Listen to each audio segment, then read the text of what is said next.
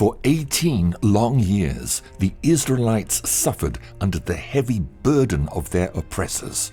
Once again, they had rejected the ways of the Lord and had committed acts of wickedness in his eyes.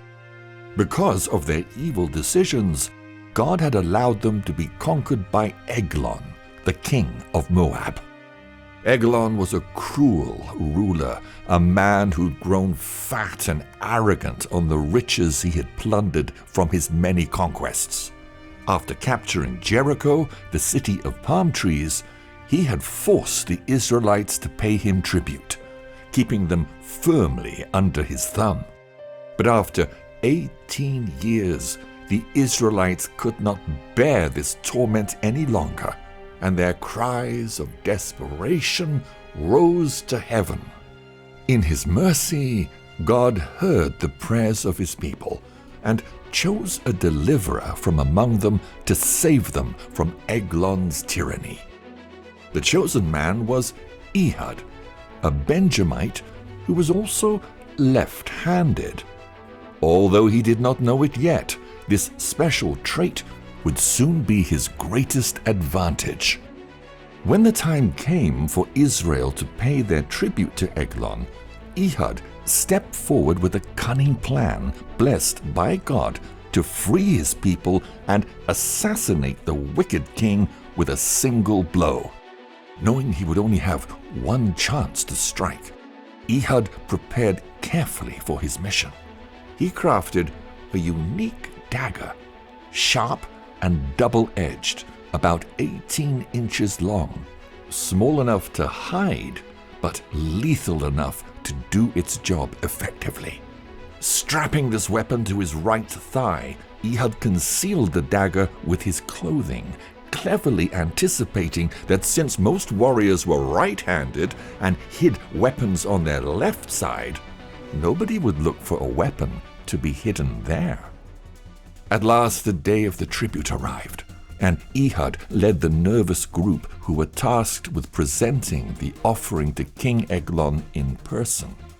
The Moabite palace was grand and opulent, filled with the sounds of feasting and laughter. Eglon himself sat gleefully on his throne, a lazy, corpulent man who took every opportunity to indulge himself in the rich lifestyle he maintained through the suffering of others. Bowing low, the Israelites quietly presented their tribute, seemingly submissive on the outside, but their hearts pounding with determination and hope. After the tribute was delivered, Ehud and his group left the palace. But Ehud had no intention of leaving his task unfinished. As they reached the stone quarries near Gilgal, he dismissed his companions and turned back alone, ready to face death if need be to complete his mission. Ehud returned to the palace and requested a private audience with the king. With a steady voice that betrayed no hint of his intention, he said, "I have a secret message for you, O king." Intrigued, Eglon took the bait. "Leave us," he said to his attendants, who drifted away, leaving only Ehud and the king in the chamber. The atmosphere grew heavy, and Eglon waited impatiently to receive whatever gift or tribute he assumed would be coming his way. As Ehud walked closer to the king, he leaned in and murmured, "I bring you a message from God." These words were not what Eglon expected to hear, and he rose from his throne, feeling uneasy for the first time. The moment King Eglon stood, Ehud acted swiftly. Like a lion pouncing on its prey, he reached for the dagger with his left hand, drew it from his hiding place, and plunged it deep into Eglon's belly. The blade pierced the king's flesh, sinking in so deep that the fat closed over the hilt, burying it within him. Ehud attempted to retrieve the dagger, but to no avail, and Eglon collapsed, his lifeless mass slumping to the ground. filling the room with a triumphant silence. Wasting no time, God's assassin locked the doors of the upper chamber to delay the discovery of the king's body and made his daring escape through a secret passage. Eglon's servants waited outside, unaware of what had happened and hesitant to disturb their notoriously short-tempered master. Assuming that he was relieving himself in his private chamber, they dared not disturb him in this vulnerable moment, and by the time Eglon's corpse was found, Ehud was long gone. He fled to the hill country of Ephraim, where he sounded a trumpet to rally the Israelites. In a voice filled with urgency and hope, he cried, "Follow me, for the Lord has delivered your enemies, the Moabites, into your hands." Inspired by Ehud's leadership and courage, the Israelites gathered their strength and followed him into the fords of the Jordan River. There, they blocked the Moabites' escape route and launched a fierce attack on their foes. In the battle that followed, the Israelites struck down 10,000 of Moab's strongest warriors, leaving not a single man alive to tell the tale. On that day, God delivered Israel from the oppression of Moab, and the land enjoyed peace and safety for 80 long years. Ehud, the left-handed assassin, became a symbol of God's salvation, freeing the nation of Israel through his faith, courage, and obedience. In the ancient land of Egypt, the Hebrew people had lived for centuries in bondage and slavery, toiling under the iron fists of the Egyptian rulers.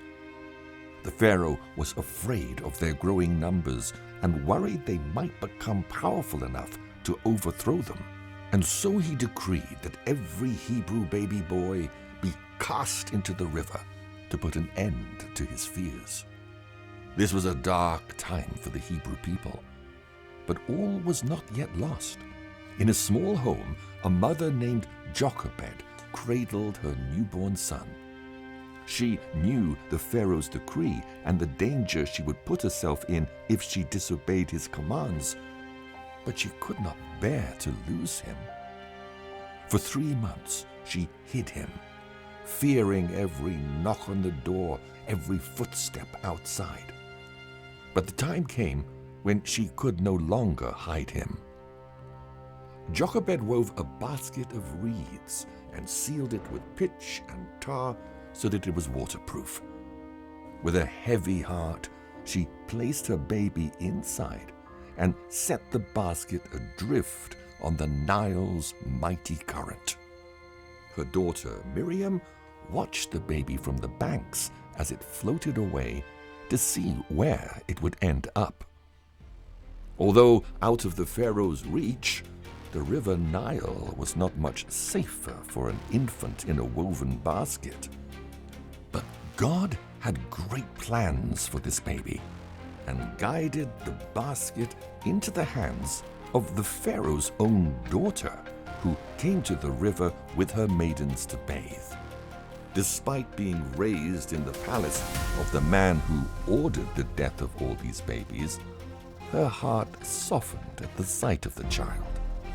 She took him up into her arms and named him Moses, for she had drawn him from the water.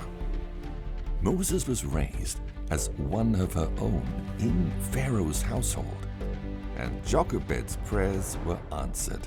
She was even allowed to nurse him until he grew older.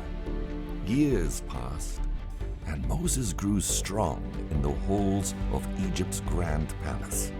He wore the robes of a prince, yet the blood of the Hebrews ran through his veins.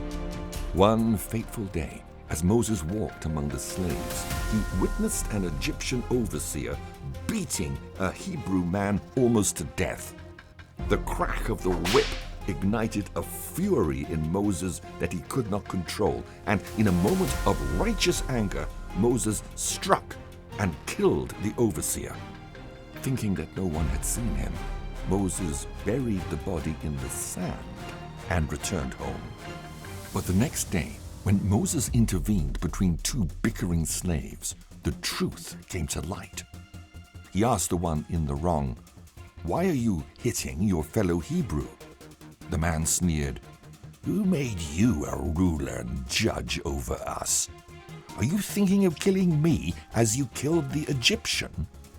Then Moses was afraid and thought, "What I did must have become known." His crime hung heavy on his shoulders, and when word of the murder spread, the Pharaoh was angry and ordered his men to find Moses and kill him. Moses fled into the desert, running away from the only family and life he had ever known. He wandered far, his feet blistered and weary, until he reached the land of Midian. Here he found refuge and lived a quiet life as a shepherd for 40 years. But the suffering of the Hebrew people continued, and God heard their cries for deliverance.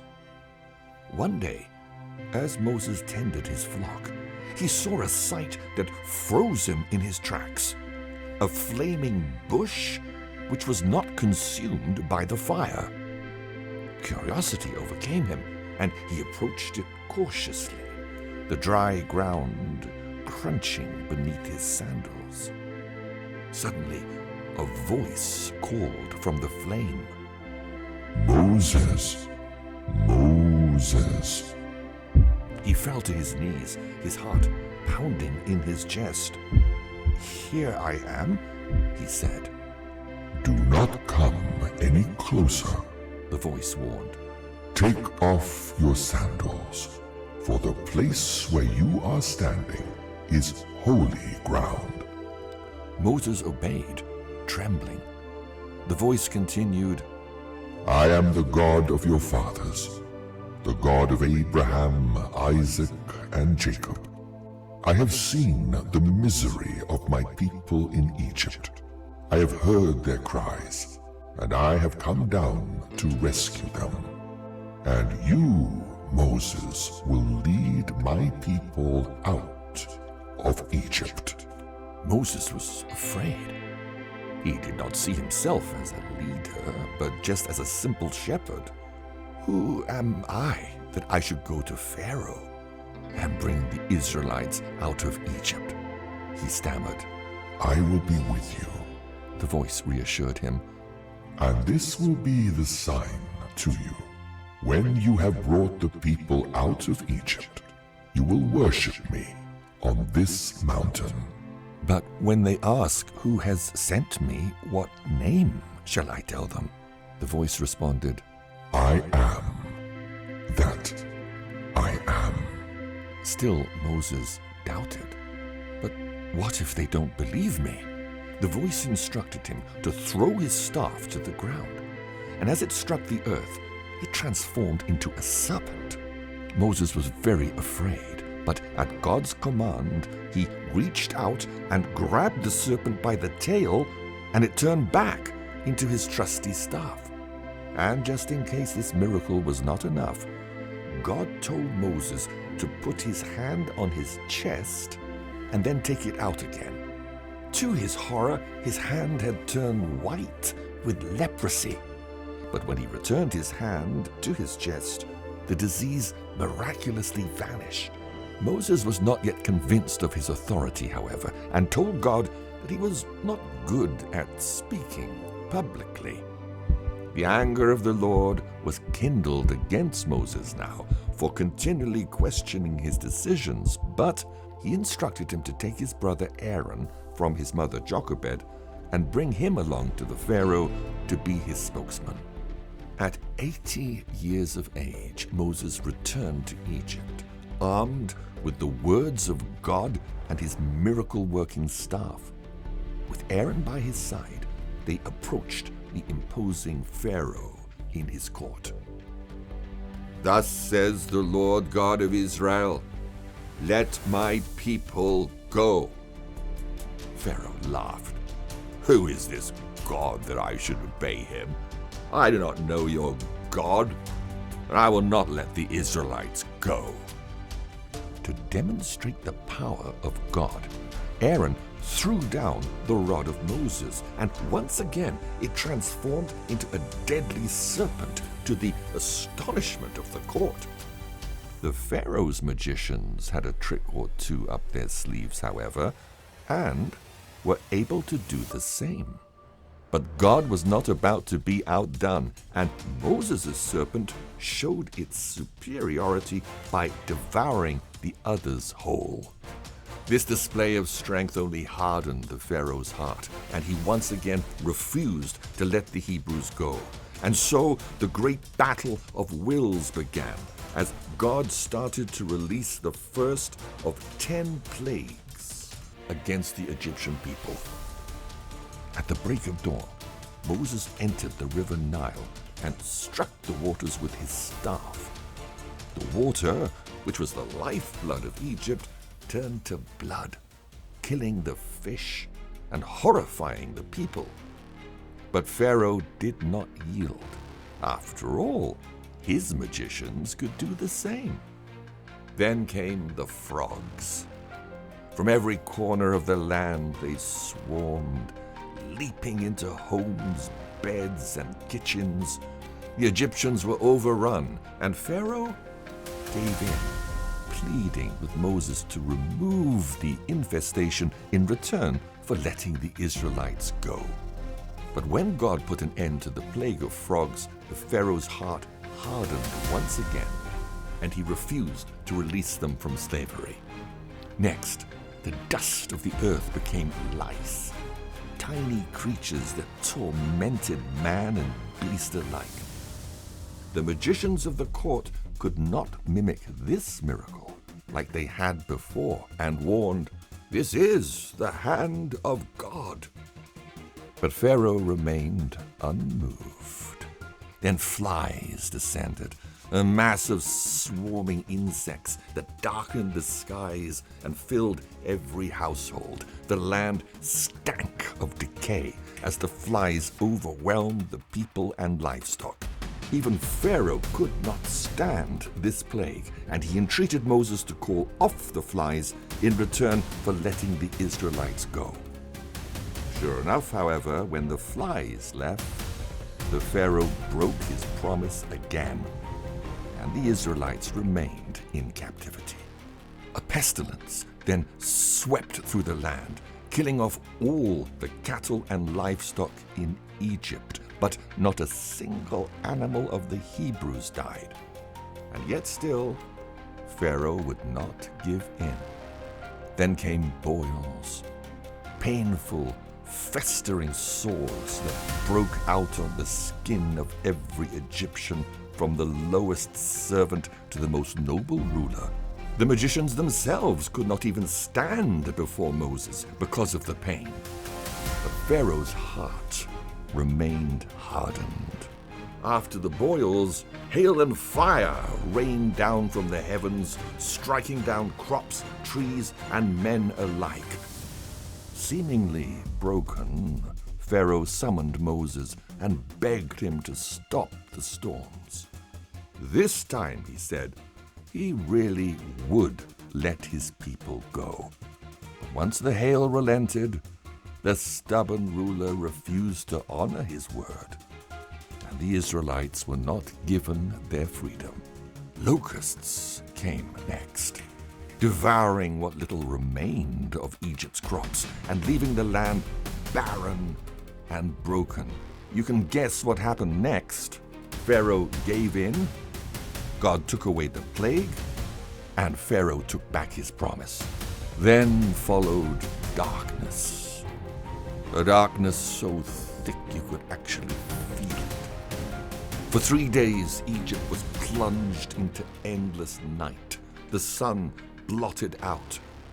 But Pharaoh's heart remained cold, and he refused to let the Israelites leave with their flocks, like Moses insisted. And then came the final, most tragic plague. The angel of death swept through Egypt, claiming the firstborn of every household which was not marked with the blood of a lamb. From the palace to the poorest homes, wails of grief filled the night, and Pharaoh's own son, the heir to his throne, was among the dead. At last, Pharaoh truly broke. "Go," he whispered, his voice hollow. "Leave my land." With great rejoicing and celebration, Moses led the Hebrews out of Egypt and marched towards freedom. God showed them where to go by giving them a pillar of cloud by day and a pillar of fire by night to lead the way. But no sooner had they left than Pharaoh's heart was hardened once again. With his great army of chariots, he pursued them all the way to the edge of the Red Sea. The waters stretched out before the Hebrews like a wall, and fear seized the people as they saw the dust of Pharaoh's chariots rising in the distance. But Moses stood firm, raising his staff high. Stretching his hand over the Red Sea, a mighty wind began to blow, and the sea began to part, the waters towering on either side like walls of glass. The people of Israel stepped forward on dry ground and crossed to the other side. Encouraged by their success, Pharaoh's chariots raced after them. But as the last of the Hebrews crossed to safety, Moses stretched out his hand once more. The sea roared back into place, swallowing the might of Egypt's army in a furious crash. The Hebrews stood on the far shore, watching in awe as the waters settled. The nightmare of their slavery and suffering was over. Moses had truly shown the power of the Almighty, and none could now doubt that he was God's chosen leader. At last, the Israelites were safe and free. For now. At the very beginning of the world, the first two brothers walked the earth. Cain, the firstborn of Adam and Eve, and his brother Abel. They were born after their parents had been cast out of Eden, forbidden to enter the paradise they once enjoyed. In this new world, the ground was hard, and they had to work to survive. Cain labored in the fields, turning the soil and reaping the fruit of the earth with his rough and weathered hands. His brother Abel, however, tended the flocks, leading them to pasture and nurturing them. He was a gentle soul who cared for the creatures he looked after. Though they were brothers, there was tension between them, as Cain envied his brother's good nature and the favor shown to him by God. One day, the time came for them to bring an offering to God, a sacrifice to honor the Creator who had created life out of nothing. Cain brought the bounty of the earth that he had toiled to harvest, the stalks of wheat and fruits of the vine, all that he had grown. Abel, on the other hand, brought the firstborn of his flock, the finest and most pure lambs, offering their blood as a symbol of his devotion. The smoke from Abel's offering rose high, sweet and pleasing to the Lord, accepted as a sign of his faithfulness and purity of heart. But for Cain's offering, the smoke lingered low and heavy. God had rejected his sacrifice and shown favor for Abel instead. A darkness took hold of Cain's heart. His chest burned with the sting of rejection. How could his younger brother's offering be accepted while his own was dismissed? He had worked hard, he had sweated under the hot sun, but it was Abel's offering that pleased God. His anger grew and grew, consuming him from within. It wasn't just the rejection, it was jealousy and humiliation that fueled his rage. The Lord saw the anger in Cain's heart and confronted his wayward child. Why are you angry? God's voice spoke to him. Why are you downhearted? If you do what is right, will you not be accepted? But if you do not, sin is waiting at your door to take hold of you. God's words served as a warning to Cain and also as an opportunity for redemption. But it was too late. Cain's heart was already poisoned toward Abel, and he could not turn back now. One fateful day, Cain put his plan into action and approached Abel with a sly show of brotherly affection. "Come, brother, let us go out into the field." His voice betraying no hint of the angry storm raging inside him. Abel, trusting and gentle-hearted as ever, followed him without question. The fields stretched out before them, vast and empty, the sky above a deep, ominous blue. They walked side by side, the sound of their footsteps the only noise in the silence.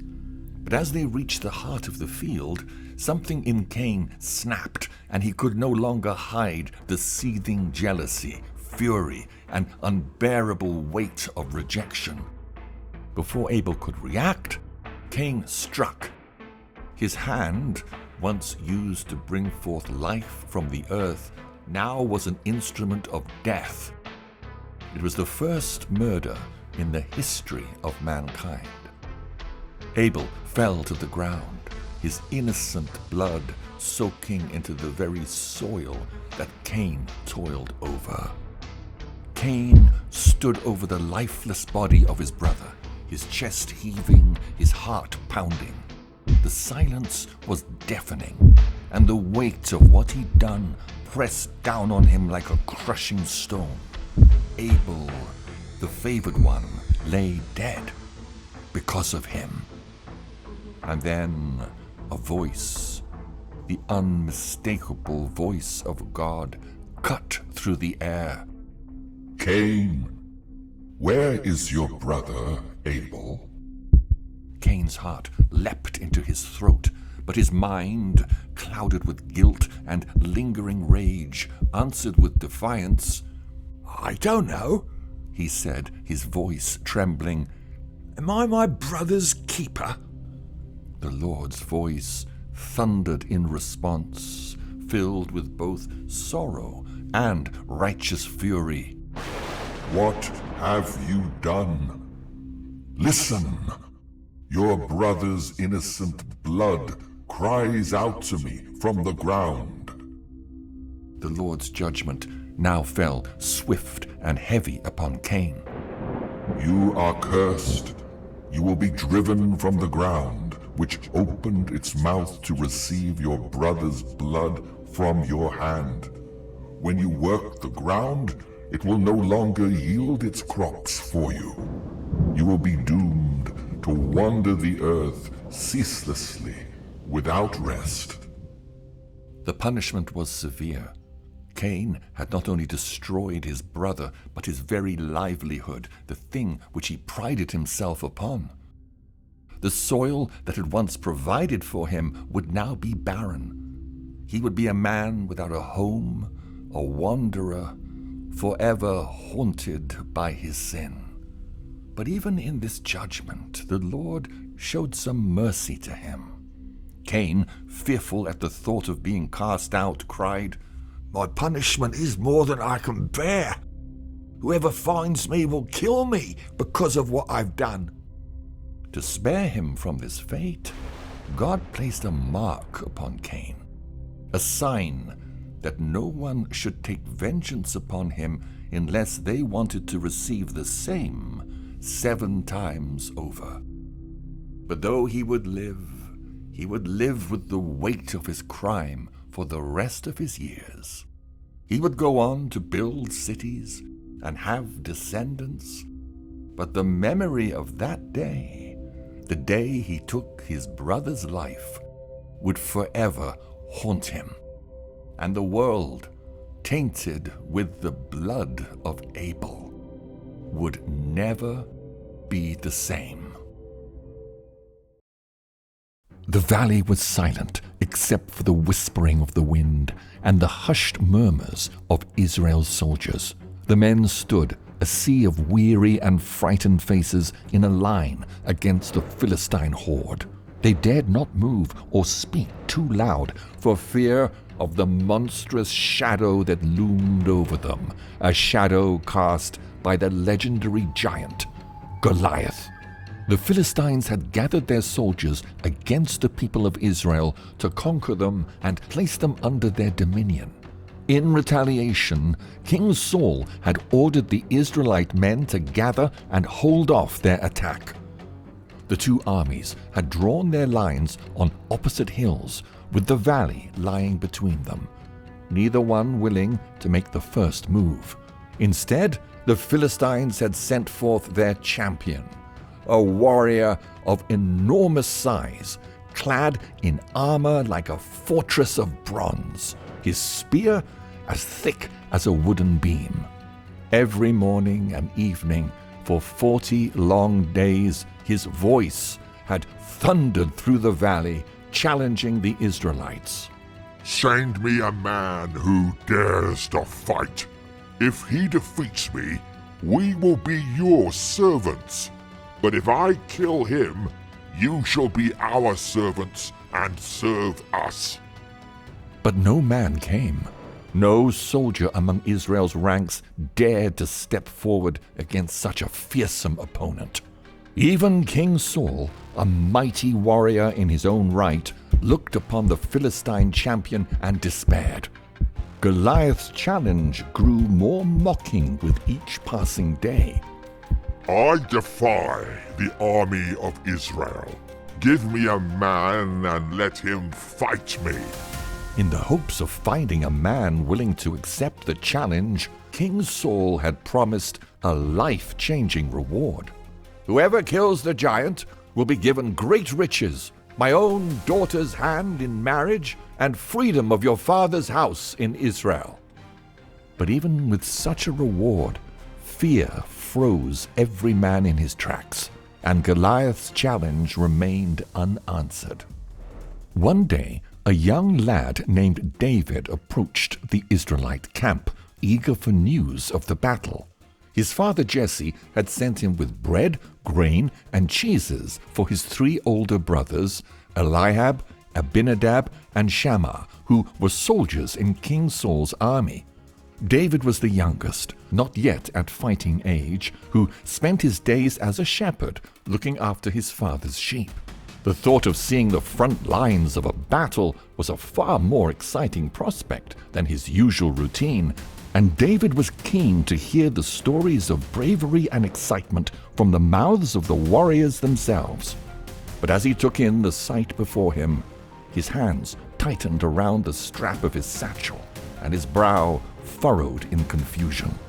Instead of stories of valor and the clash of armies, he found men gripped by fear, cowering at the taunts and insults of a giant.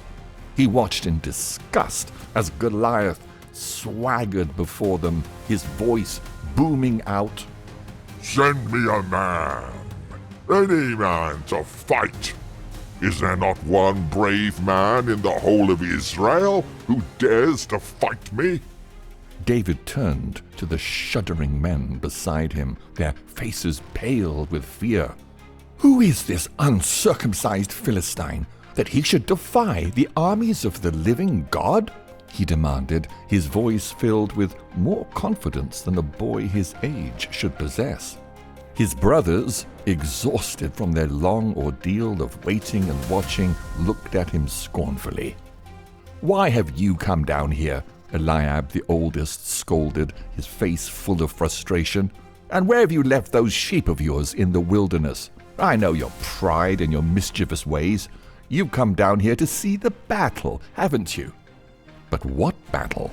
There was no fight, only trembling men, and an army who grew bolder with each unanswered challenge. As the valley filled with the mocking laughter of the Philistine giant, something inside David flared up, and he was determined to put an end to the shame of his people. David's words soon spread like wildfire throughout the camp until they reached the ears of King Saul himself. Desperate for a champion, any champion, he sent for David. But what he saw before him was worse than his weakest hopes. A mere boy, scrawny and laughable in comparison to Goliath. And yet, there was something behind his eyes that urged King Saul to give him a chance. "Let the Israelites' fear come to an end," David spoke out bravely. "I will go and fight the giant." "You are but a lad," King Saul spoke wearily, "and he's been a man of war since he was your age." But David only smiled. "One day, as I watched my father's sheep, a lion and a bear came and took a lamb from the flock. I went after them and slew them both, delivering the lamb from their mighty jaws. This giant will suffer the same fate, since he has defied the name of the living God. He who saved me from the paw of the lion and the paw of the bear will stand with me against the Philistine." Saul was silent as he considered, and then out of desperation or awe at the boy's determination, he agreed. "Go, and the Lord be with you." He dressed David in his own armor, a helmet made of brass, a sturdy coat of chainmail, and a weighty sword. But David knew this was not right. He was no soldier, and had never used armor and weapons of this sort before. Instead, he chose to use the tools that he had become accustomed to as a shepherd, a simple sling and 5 smooth stones, carefully selected from a nearby stream. The final showdown was about to begin. Goliath strode forward from the ranks of the Philistines, the sun glinting off his towering frame and impenetrable armor. Each step he took made the very ground quake, and the hearts of the Israelites sank as their champion stepped out to meet him. The giant's lips curled into a sneer as he saw the figure approaching, and bent down to scrutinize his tiny, unarmored opponent, squinting in disgust. He let out a harsh, barking laugh. Am I a dog? He bellowed. That you come at me with sticks? Shaking his head, he beckoned the boy forward. Come to me, and I will feed your flesh to the birds of the air and the beasts of the field. These words sent shivers down the spines of the Israelite men who stood motionless in terror. But David did not flinch. Staring down the imposing giant, he answered, "You come against me with sword, spear, and javelin, but I come against you in the name of the Lord Almighty. Today he will deliver you into my hands. I will strike you down and feed the carcasses of the Philistine army to the birds and beasts, so that everyone will know that there is a God in Israel. The armies gathered here will see that victory does not only come with a sword and spear, because this battle is the Lord's, and he will give you into our hands." Goliath growled and moved menacingly towards David. But before he had taken more than a step, David darted forward, swift and light-footed. His hand reached nimbly into his pouch, and in a flash he pulled out a stone, set it to his sling, and taken aim. The air split with a sharp whir as the sling spun. The hearts of the Israelite army leapt into their mouths, It was over before it had begun. The stone flew true, sinking deep into the giant's forehead. The mighty Goliath staggered, eyes wide in shock, then crumpled beneath his massive weight. Dust billowed from the ground as his enormous frame struck the earth. David approached the fallen champion, standing over the man who had dared to defy his people and the Almighty God. Then, taking Goliath's own sword and lifting its immense weight in his hands, he looked down at the giant and spoke softly, "The battle is the Lord's." With one swift stroke, he sheared Goliath's head from his body. For a moment, there was total silence. Then, as if breaking from a spell, the Philistine army roared in panic. Their bravado was shattered with the defeat of their champion, and they fled before the Israelite host, who surged forward in victory. From that day on, the boy shepherd who defeated the mighty giant became a legend. He would go on to rule Jerusalem, father a line of kings, and become an ancestor of the Messiah himself. But as the echoes of this battle faded into history, one truth stayed with David for the rest of his days. It was not by strength nor by size that victory was won, but by faith, and faith alone. Under the cruel reign of King Ahab and his wife Queen Jezebel, the land of Israel had turned to false gods. As punishment for their waywardness from the Lord, the prophet Elijah had declared that there would be no rain until he commanded it, a fearless decree that sent the wicked rulers of the land into a fury. To hide from their wrath, God commanded Elijah to hide by a brook near Jordan, where he was fed by ravens carrying bread and meat to him daily.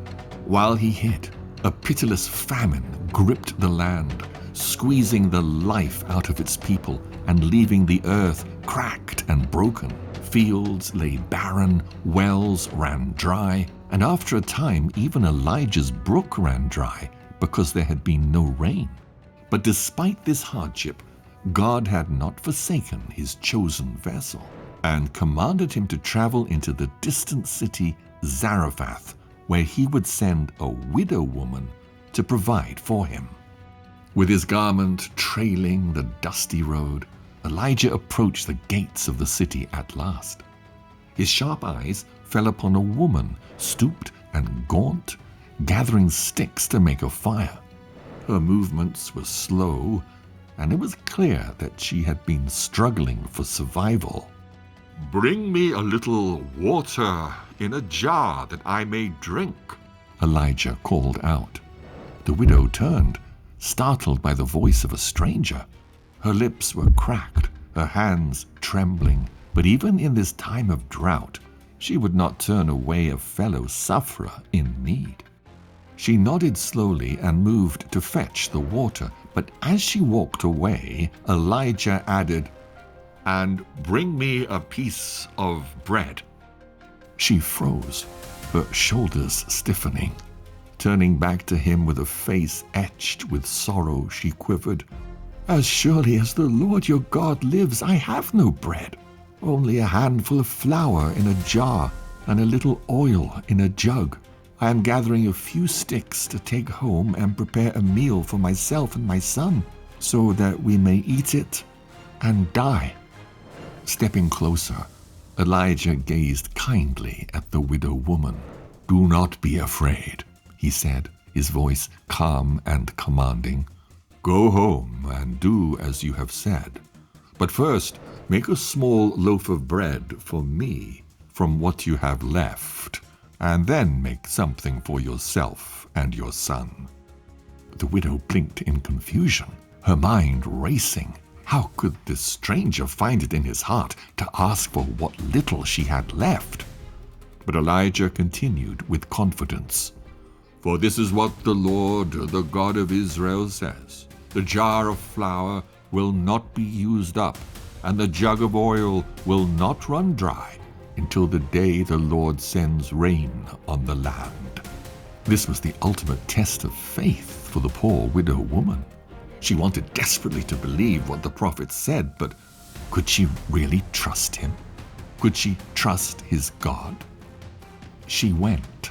She mixed the last of her flour and poured the remaining oil. The bread she baked was humble, but in this time of famine looked as enticing as a feast. Trembling, she brought the loaf of bread to Elijah, who received it with gratitude and devoured it heartily, while her starving son watched longingly from his corner. She turned away with tears in her eyes and walked faintly back to her kitchen to prepare a meal for herself and her son with nothing but air and faith. But as she reached for the empty containers, the jug was now full, flowing richly with life-giving oil. And when she reached for the jar of flour, her hands found it heaped to the brim. Day after day she returned to the vessels, and day after day they were replenished. This miracle sustained the widow, her son, and Elijah through the long famine, and God provided for them, just as he had promised. But the widow's test of faith was not over yet. One fateful day her son fell ill, his small body racked with fever until his frail life slipped away. The woman's cries of anguish were dreadful to hear, and she turned to Elijah with grief and bitterness. "What do you have against me, man of God? Did you come just to remind me of my sins and kill my son?" Elijah's face was solemn as he took the boy from her arms and carried him to the upper room where he had been staying.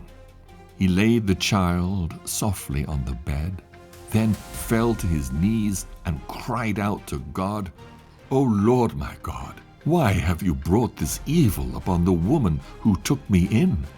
Stretching himself over the lifeless body, he pleaded over and over, "Lord my God, let this boy's life return to him." 3 times he prayed, his voice growing more fervent with each plea. Then a gasp, a shudder of life. The boy opened his eyes, and Elijah carried him joyfully back to his mother. "See," he said, his voice soft but triumphant, "your son is alive." Tears streamed down the widow's face as she clutched her child to her chest. "Now I know that you are a man of God," she whispered, her voice breaking, "and that the words of the Lord that come out of your mouth are the truth." And so it was that in a time of famine and despair, the faith of the widow of Zarephath and the obedience of the prophet Elijah overcame death itself and revealed God's power and mercy once again. But Elijah's work had just begun, and soon he would face his greatest challenge yet, going head-to-head in a trial by fire against the 450 prophets of Baal. In the land of Israel, during the reign of King Ahab and Queen Jezebel, a darkness had taken over the hearts of the people.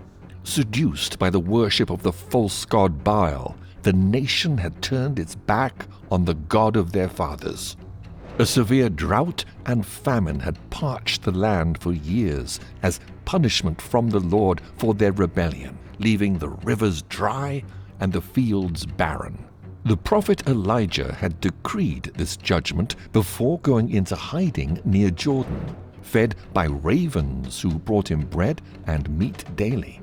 In a fury, Jezebel and Ahab searched high and low for Elijah and any other prophets who served God, but to no avail. At long last, the Lord spoke to Elijah. commanding him to go to King Ahab and demonstrate the power of God once and for all by putting an end to the drought. But by this time, things were so desperate that Ahab and his chief of staff, Obadiah, had begun personally searching the land for grass to feed the animals. Although Obadiah was a trusted confidant of the king, he was also a servant of the Lord, and in a daring move had hidden 150 prophets of God in a cave, taking full responsibility for keeping them safe and fed. During his search for grazing grounds, Obadiah came across Elijah, who instructed him to tell King Ahab that he had arrived and was ready to meet him. This was not an easy thing for Obadiah to do, however, as he was terrified that Elijah would disappear again and that Ahab would take out his anger on him. But after hearing the prophet swear that he was here to stay, Obadiah obeyed. And sure enough, Ahab came swiftly down to meet the man whom he had searched for these past 3 years. Sizing up his enemy, Ahab sneered at Elijah. "Are you the man who's caused so much trouble to come upon Israel?" Calmly, Elijah responded, "It is not me who's brought trouble upon Israel, but you and your house, who've forsaken God and turned to false idols." And in a voice like thunder issued his challenge. "Gather all Israel to Mount Carmel.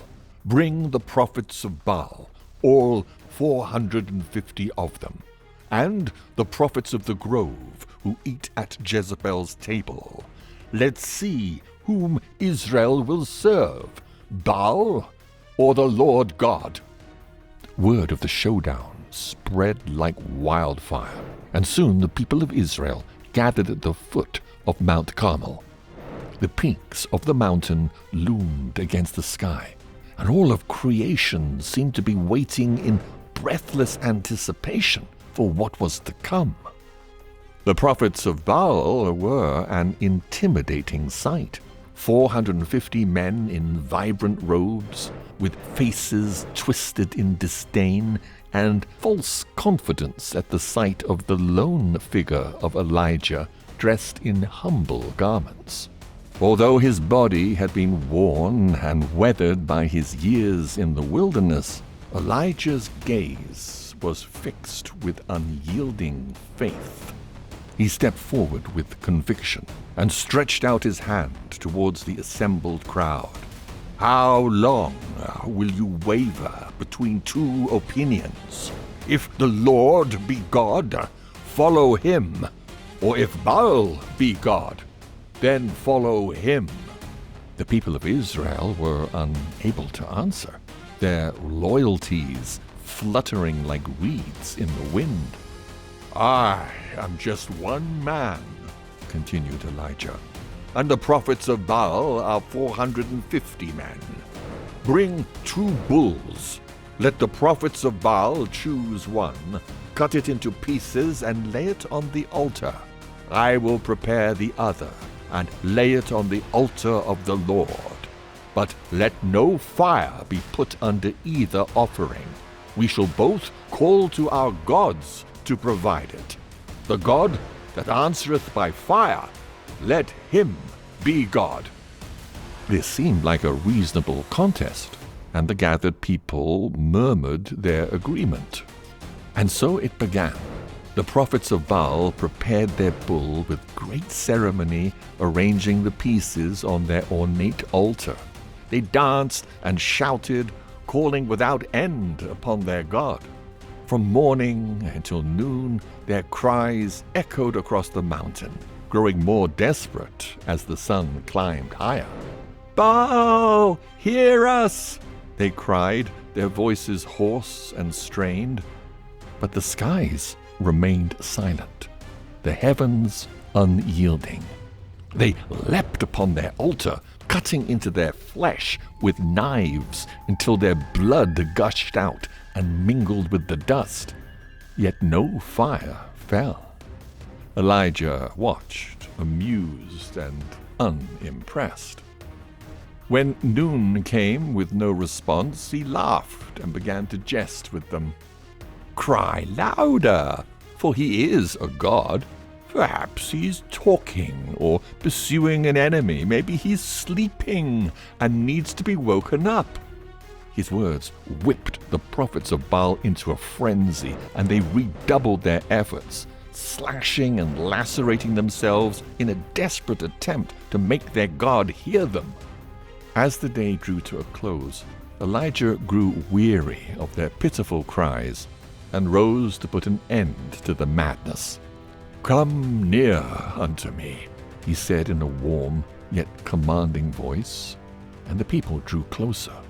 He repaired the Lord's altar, which had been destroyed during King Ahab's rule, using 12 stones, one to represent each tribe of Israel.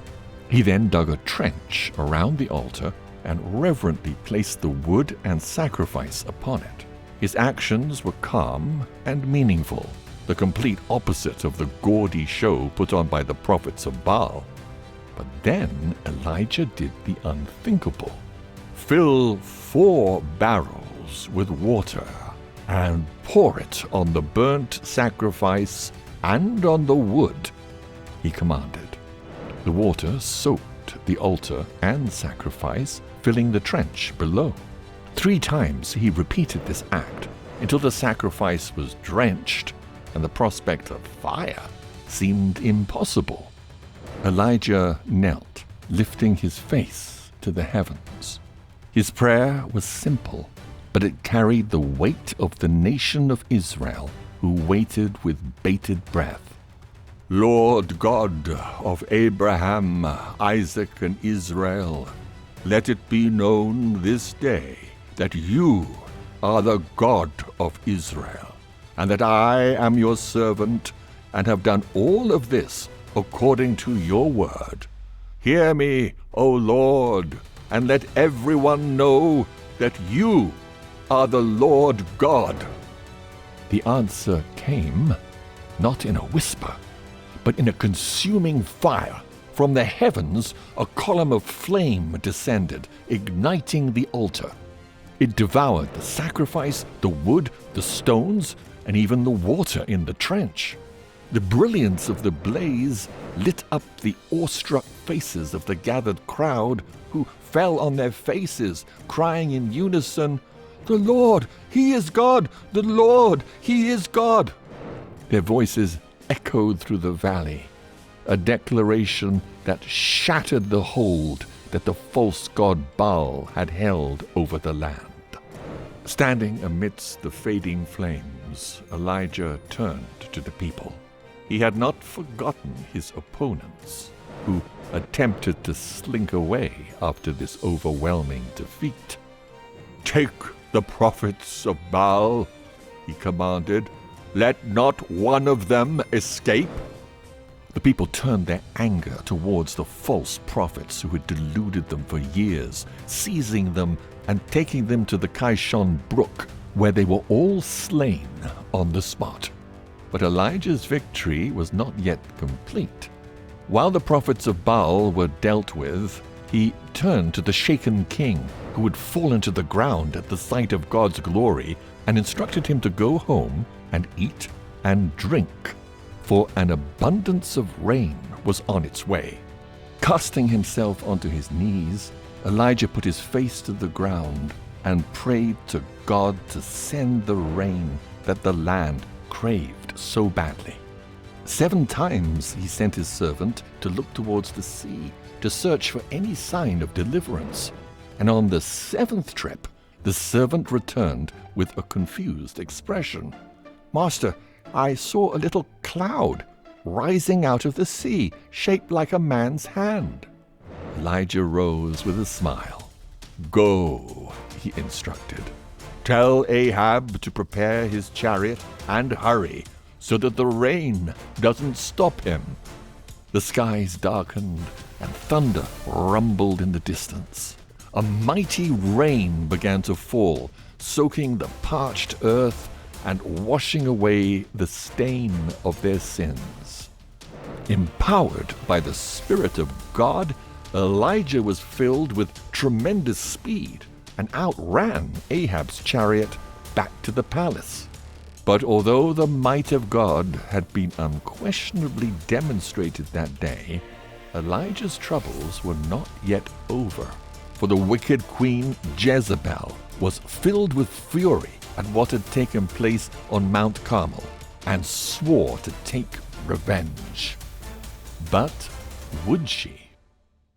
In the beginning there was nothing.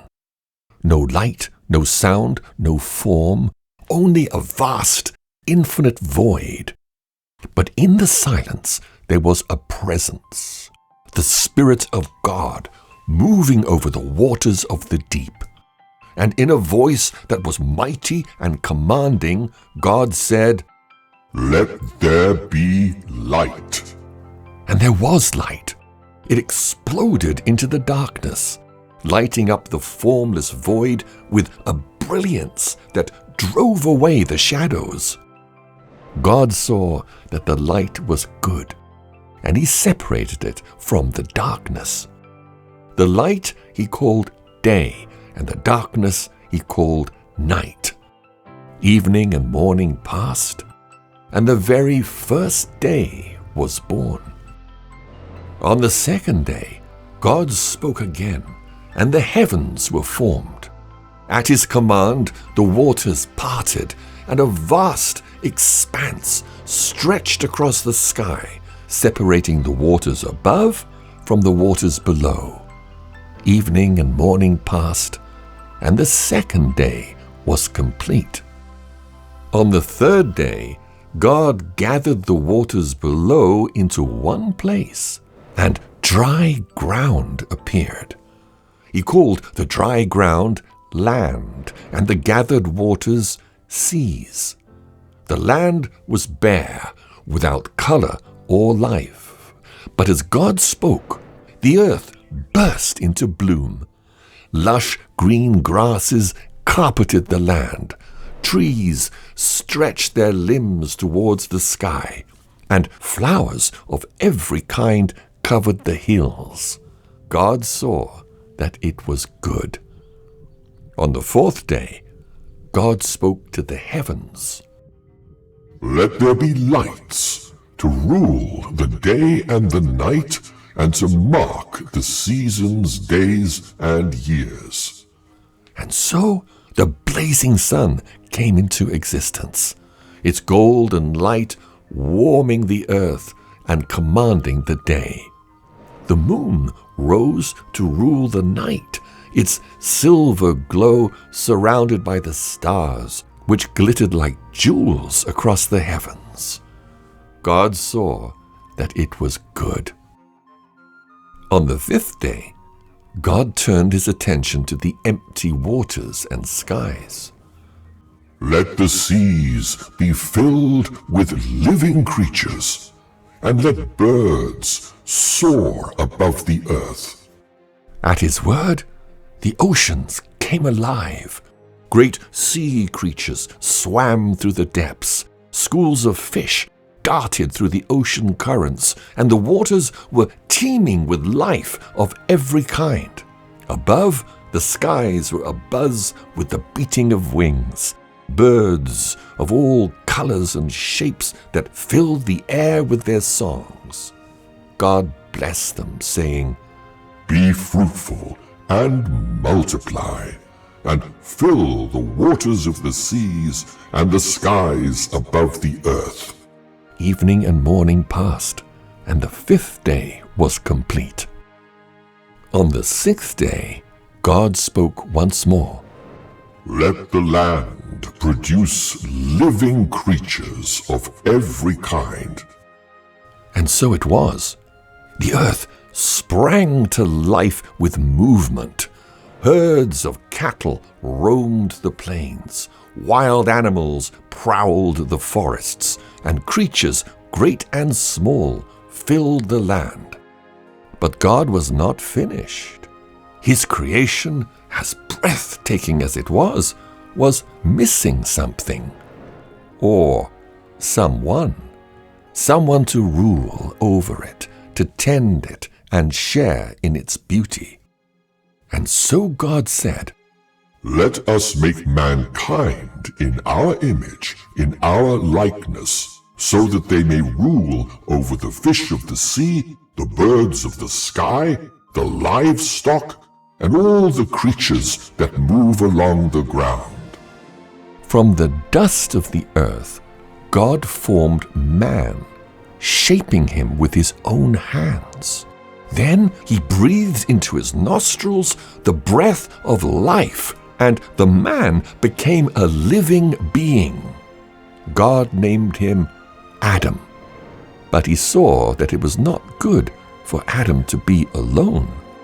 So God sent Adam into a deep sleep, and while he slept, God took one of his ribs and formed a woman, a companion for Adam. When Adam awoke and saw her, he was amazed. "She is bone of my bones and flesh of my flesh," he said. "She shall be called woman, because she was taken out of man." Together they were given the earth to care for, tend, and to enjoy. God blessed them, saying, Be fruitful and multiply. Fill the earth and subdue it. Rule over the fish of the sea, the birds of the air, and every living creature that moves on the ground. At last, God looked at everything that he had made, the heavens, the earth, the sea, and all their inhabitants, and saw that it was very good. Evening and morning passed, and the 6th day was complete. And on the 7th day, God rested. The work of creation was finished, and the result was proof of his glory. He blessed the 7th day and made it a holy day, a day of rest and peace. From nothing, God had spoken life into existence, and the world was filled with light, life, and love. In the Garden of Eden, Adam and Eve walked with God, their hearts pure and innocent, living in total harmony with creation. It was a world untouched by sin, a paradise created by the hand of the Almighty. For now it was good. For now it was perfect. For now it was home. In the dead of night, the sound of growling rumbled through the darkness of Babylon. With eyes closed and lips moving in silent prayer, Daniel stood still as a pair of fierce glowing eyes pierced through the shadows, and the hungry, stalking footsteps of the lions drew nearer. But how did it come to this? How was a faithful servant of the king condemned to die in this brutal way? Let's rewind and find out. Based on this sticky situation, you might think that Daniel was not on good terms with King Darius, the ruler of Babylon. But actually, since being brought to this city as a young man from Israel many years ago, he had risen to a position of power and favor with Babylon's kings due to his wisdom, integrity, and unwavering devotion to his God. But with the power comes envy, and among the king's advisors and officials, there was jealousy brewing. They despised Daniel's influence and the fact that this foreigner had gained the trust and respect of their king. Desperate to bring about his downfall, they plotted in secret. But Daniel's life was blameless, and his heart was pure, and so they decided to plan a cheap trick, one which they knew would hit Daniel where it hurt the most: his faith. One morning, King Darius's men approached him, bowing and scraping.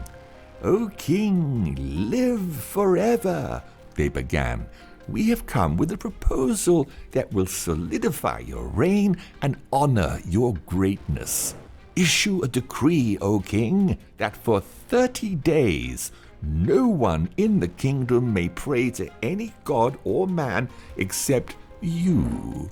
Anyone who disobeys will be thrown into the den of lions." Darius did not understand why his men wanted this rule to be made, but still their words were sweet to his ears. To be honored as a living God, to have his subjects worship him and him alone, what could be wrong with that?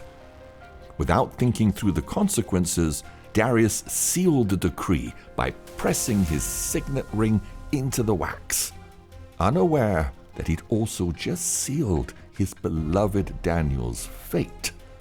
The decree was quickly spread throughout the streets of Babylon, and Daniel heard it with solemn silence. The laws of the Medes and the Persians could not be altered, even by the king himself.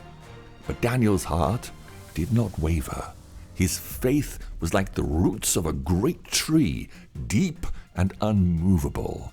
He would not, could not turn his back on the God of Israel, not even to escape the deadly threat he was under. 3 times a day, just as he'd always done, Daniel went to the upper room of his house. The window opened toward Jerusalem, the city of his ancestors, and Daniel knelt to pray. His voice was quiet, but his prayer was filled with strength. He prayed for his people, for deliverance, for courage, and for the glory of God to be revealed. The conspirators watched from the shadows, their eyes gleaming with triumph. They had him. Once and for all, they had him. With haste, they threw themselves before the king. "O king, live forever," they said, their voices filled with evil glee. "Did you not issue a decree that for 30 days no one may pray to any god or man except you? And did you not decree that anyone who disobeyed would be thrown into the den of lions?" The king nodded, oblivious to their scheme. "The decree stands, as is the law of the Medes and the Persians." Looking at each other, with false sorrow, they whined, "And yet Daniel, the man you have favored above all, has defied your command. Even now he prays 3 times to his God, disobeying your law." King Darius's heart instantly sank. He had been trapped by his own decree, tricked by those he was meant to trust. He knew that Daniel was faithful to him, but above all to God, and the thought of sending this man to his death, who had served him so loyally, gnawed at his soul. All day the king searched for a way to bypass the law and to save Daniel, but there was no way out. All his power as king was powerless before the decree he had sealed. And so Daniel was brought before the lion's den, a pit of darkness where the great beasts lay in wait, their roars echoing in the night. The air smelled of death, and the ground trembled under the weight of their footsteps. King Darius looked into Daniel's eyes, his heart heavy with guilt and sorrow. "May your God, whom you serve so faithfully, rescue you," he whispered. Daniel stood silent and calm before the pit, his spirit at peace. He had entrusted himself to the God who had delivered his people from Egypt, the God who had parted the sea and fed them with manna from heaven. He knew that his fate rested in hands far greater than those of a Babylonian king. He entered the den, and a heavy stone was dragged across its mouth, sealing Daniel inside. King Darius returned to his palace, but the night seemed to go on forever, and sleep would not come to him. He paced the halls, tormented by the thought of Daniel being torn apart by the lions, and no music or comfort could bring him relief. At first light, before the sun had even risen fully, the king rushed to the den. His voice, filled with desperation, echoed through the stone. "Daniel, servant of the living God, has your God saved you from the lions?" For a moment, there was nothing but silence. Then, from the depths of the pit, a voice rang out. "O king, live forever! My God sent his angel, and he shut the mouths of the lions. They have not harmed me, because I was found innocent in his sight."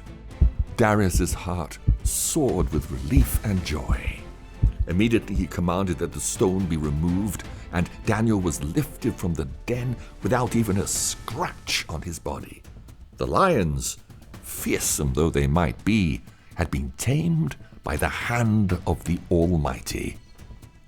And as for the conspirators, the men who'd sought Daniel's death through tricks and treachery, they were brought before the king and, as justice commanded, were cast into the very same pit they had prepared for Daniel. Before their bodies even touched the floor of the den, the lions leapt upon them, and the roar of the beasts filled the air once again. King Darius issued a new decree which was spread far and wide throughout his empire. "In every part of my kingdom, people must fear and worship the God of Daniel, for he is the living God who endures forever.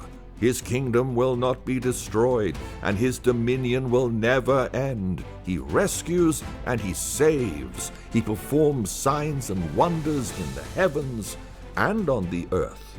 He has rescued Daniel from the power of the lions." And so Daniel's faith was vindicated, and the name of the God of Israel was praised even in the heart of a foreign kingdom. Daniel, the exile and servant of the Most High, would live on to serve under kings and empires, his story a testament to the power of faith. For even in the darkest of places, surrounded by fearsome beasts, the hand of God was with him, and nothing, not even the jaws of death, could overcome that. In the beginning, when the earth had just been formed, God looked at his creations, the stars in the sky, the mountains on the land, the flowing rivers, and the countless plants and animals, and saw that it was good. But something was missing, something which could rule over all the creatures God had made. And so he formed a being unlike any other. From the dust of the ground came Adam, the first man, created in God's own image. The breath of life filled Adam's lungs, and as his eyes opened, he witnessed an astonishing sight. Before him lay a world untouched and beautiful, a world brimming with life, joy, and the pure presence of God. God placed Adam in the Garden of Eden, a paradise where every tree bore fruit sweeter than you could imagine, and every creature roamed in perfect harmony. Rivers flowed like silver threads through the land, and flowers bloomed with vibrant colors. The garden was alive with the songs of birds, the gentle rustling of leaves, and a soft, golden light that seemed to bathe everything in peace. "Be fruitful and multiply," God said to Adam, "and fill the earth. Rule over the fish of the sea, the birds of the sky, and every living creature that moves on the ground."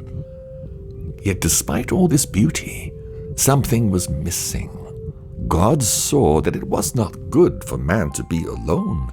And so, as Adam lay in a deep sleep, God took a rib from his side and created a companion for him, someone who could share in his life, his joy, and his purpose.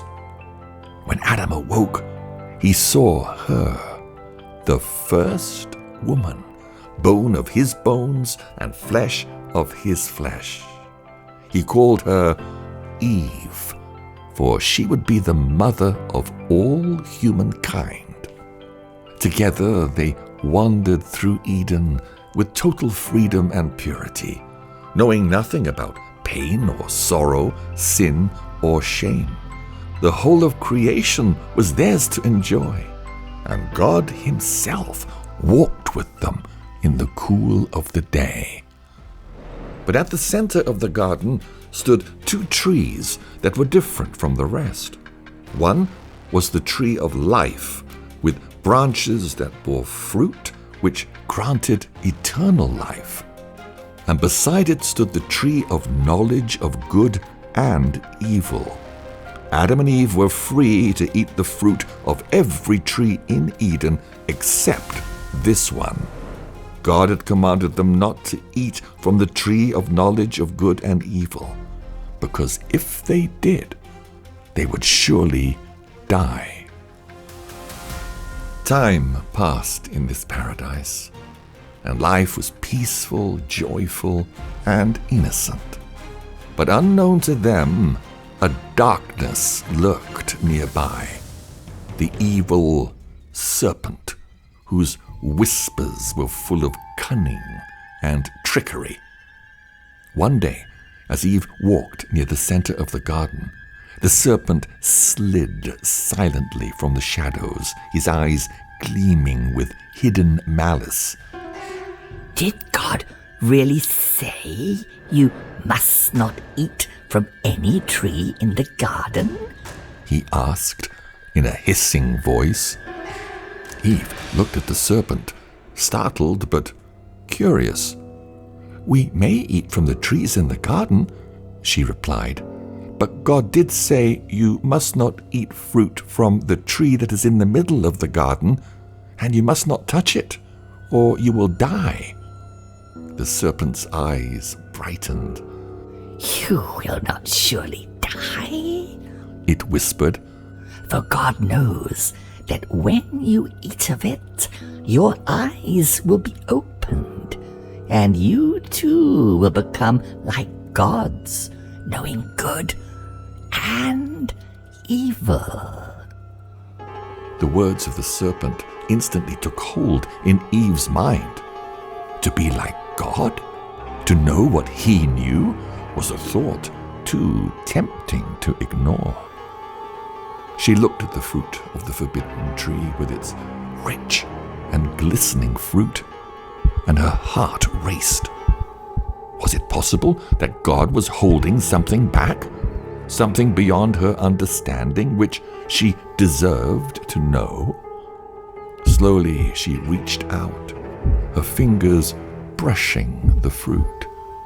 And in that moment, she made her choice.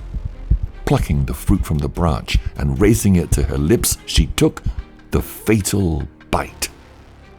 Eve handed the fruit to Adam, who now stood beside her, his face filled with confusion and wonder. Yet he too took a bite, sealing their fate together. Just as the serpent promised, their eyes were opened. But what they saw was not the wisdom of gods. It was their own vulnerability, their own nakedness, exposed and raw.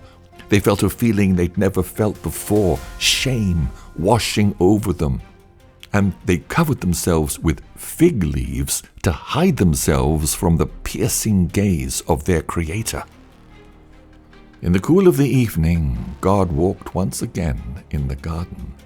But this time, Adam and Eve did not run to meet him. Instead, they hid among the trees, their hearts pounding with fear and regret. Adam, where are you? God called, his voice filled with a sorrow they had never heard before. Trembling, Adam stepped forward. heard you in the garden," he said, his voice barely a whisper, "and I was afraid because I was naked. So I hid." Who told you that you were naked? God's voice was both gentle and piercing. Have you eaten from the tree that I commanded you not to eat from? Adam cast his eyes downwards with the weight of his guilt pressing down on him. "The woman you put here with me, she gave me some fruit from the tree, and I ate it," he admitted. God turned to Eve. What is this you have done? "The serpent deceived me, and I ate," she replied, her voice trembling and her face pale. Full of sorrow at their disobedience, God pronounced his judgment as punishment for what they had done. The serpent would be cursed to crawl on its belly, forever despised as a symbol of lies and treachery. To Eve, God declared that she would now experience terrible pain when she gave birth, and bound her to her husband. And to Adam, God put a curse on the land that had once yielded food so easily. He would now have to sweat and struggle to draw life from it until he returned to the very dust from which he was made. God made garments of animal skin for Adam and Eve, clothing them so they would not feel the sting of the elements outside Eden. And with a heavy heart, he cast them from the garden, putting a flaming sword at the entrance to stop them from ever returning and eating from the tree of life. As they walked away, the paradise that was all they had known faded behind them, and ahead lay a world much harsher, a world where they would know pain, sorrow, hardship, and death. But in their hearts, they carried a hope that one day they or their descendants could be redeemed, and the path of Eden would be open to them once more. The thunder of iron chariots shook the earth as a mighty horde approached the slopes of Mount Tabor.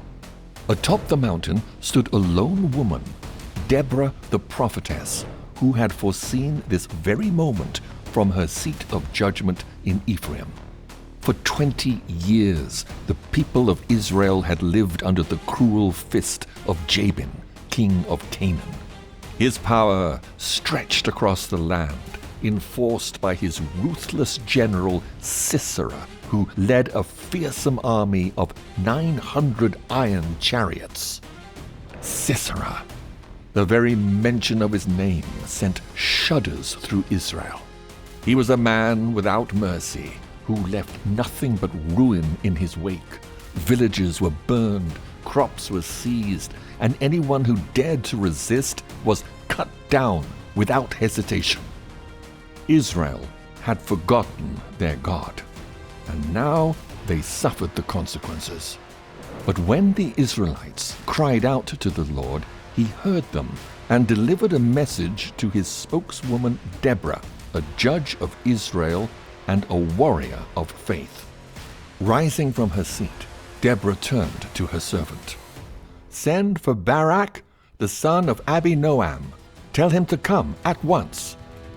From the far north, in the hill country of Kadesh, Barak, the warrior, answered Deborah's summons. He had seen the wrath of Sisera firsthand and knew the time for battle had come. But as he stood before the judge of Israel, he felt a twinge of fear. Deborah's voice was powerful and commanding. "Has not the Lord God of Israel commanded you to go to Mount Tabor and take with you 10,000 men from Naphtali and Zebulun?" she continued. "The Lord has promised to draw out Sisera and his army to the river Kishon, and there will deliver him into your hands." Barak stiffened, and his heart beat faster as he heard this promise. Could Israel really break free from Jabin's grasp? He spoke, but his voice betrayed the fear that still clung to him. If you will go with me, then I will go. But if you do not go with me, then I will not go." Deborah studied him in silence, and Barak felt her piercing gaze run through him like a knife. Finally, she nodded. "I will go with you," she said. "But because of your hesitation, the victory will not be all yours. The Lord will deliver Sisera to the hand of a woman." Barak clenched his jaw, but he did not protest. The time had come for war. The call spread like fire through the hills, and warriors came from Naphtali and Zebulun to the rocky slopes of Mount Tabor for the final showdown. When the news reached the ears of Sisera, the mighty general rose from his seat filled with fury and disgust. "They dare?" he hissed. Then a smile spread over his lips. "Fools! I have crushed armies far greater before, and this time will be no different." With a flick of his wrist, Sisera's war horn was sounded, and the earth trembled as 900 chariots rolled onto the plains. From the heights of Mount Tabor, Deborah and Barak watched as the vast host advanced towards them, a sight that would strike fear into the hearts of most men. But with Deborah by his side, Barak was unshaken. He turned to the prophetess. "It is time." Deborah nodded. In a mighty voice, she called to the army of Israel, "Up on your feet, for today the Lord will deliver Sisera into your hands." With these words, the army of Israel rushed down the slopes of the mountain, uplifted by God's promise. Sisera's host prepared to meet them, but at that moment, something incredible happened. A great storm suddenly erupted. The Kishon River swelled and rose up, flooding the plain. The battlefield turned to mud. The Canaanite chariots with their iron wheels were trapped in the muck, and the greatest advantage of Sisera's forces turned into a deadly trap. The Canaanites were disoriented and helpless, while Barak's army surged forward, fighting with a fury unlike anything they had known. Sisera's host fell before them, and not one of them survived. Amidst the chaos, Sisera watched in horror as his men were slaughtered.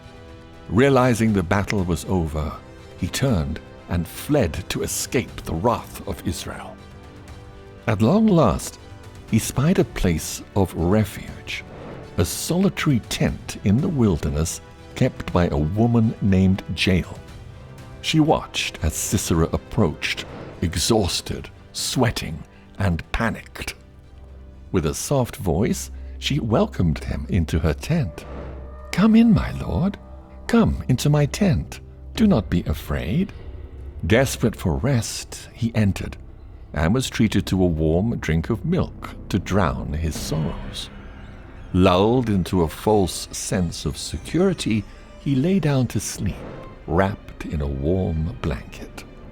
But Jael was not finished with him. As the great general snored peacefully, she moved stealthily to the corner of the tent, picking up a tent peg and a hammer. Without hesitation, she approached, and in one swift moment drove the peg through his skull. Sisera's body shuddered with the blow. The mighty general, the terror of Israel, was dead. Meanwhile, Barak had been pressing the attack against the remaining Canaanite forces, and found his way to the tent of Jael. As he entered, he saw in an instant that the word of the Lord had been fulfilled. Sisera was dead, nailed to the ground by the hand of a woman. With the enemy defeated, Israel was free. The people rejoiced, and Deborah and Barak, the deliverers, gave thanks to God through songs of praise. And for 40 years, The land had rest, but the price of freedom is quickly forgotten, and it would not be long before Israel was in chains again.